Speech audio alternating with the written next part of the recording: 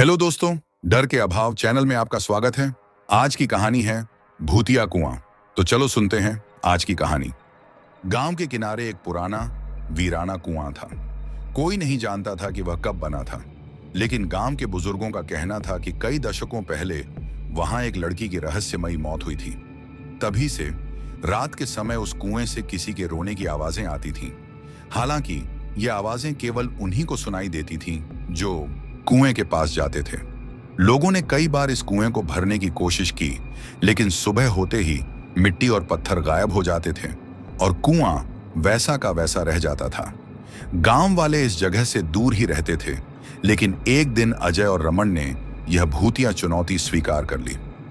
अजय और रमन शहर से आए दो दोस्त थे। वे भूत प्रेत की कहानियों पर यकीन नहीं करते थे।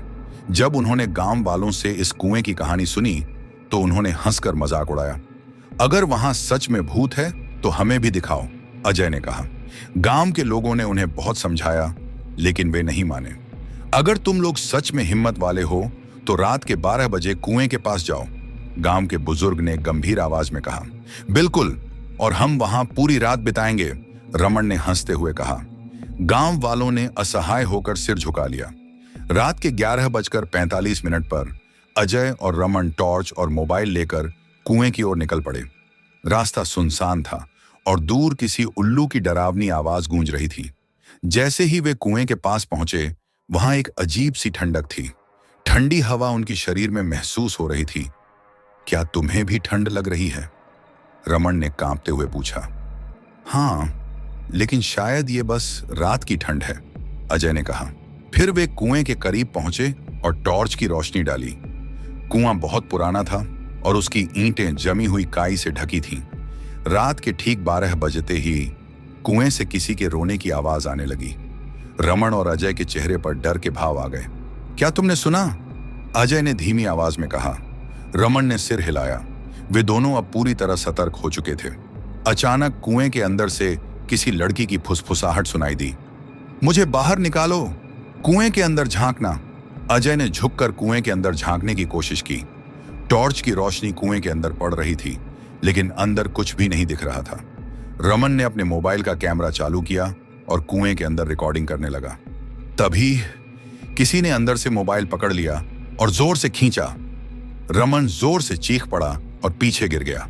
अचानक कुएं के अंदर से दो काले हाथ बाहर निकले। वे हाथ अजीब से लंबे थे, जैसे किसी परछाई से बने हों। अजय और रमन को ऐसा लगा जैसे किसी ने उनकी गर्दन पकड़ ली हो।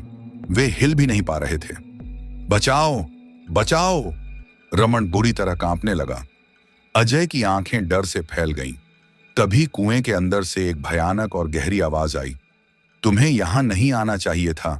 फिर एक जोरदार झटका लगा और दोनों दोस्त जमीन पर गिर पड़े।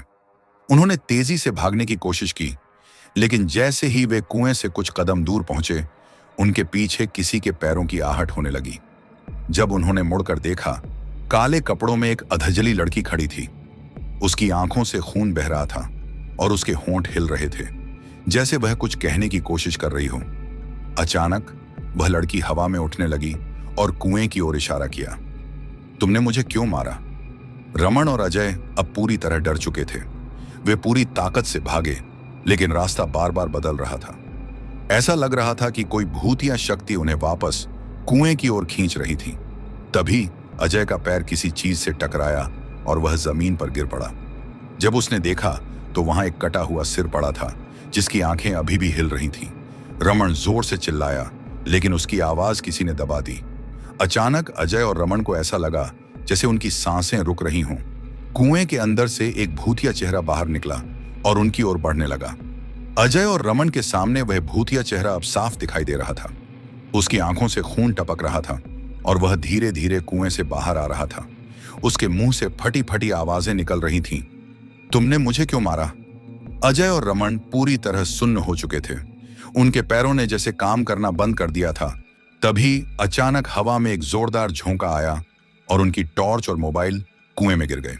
अब चारों ओर गहरा अंधेरा छा गया था। अचानक वह अधजली लड़की हवा में तेजी से घूमी और अजय की ओर झपटी। बचाओ! अजय जोर से चिल्लाया, लेकिन उसकी आवाज जैसे किसी ने दबा दी।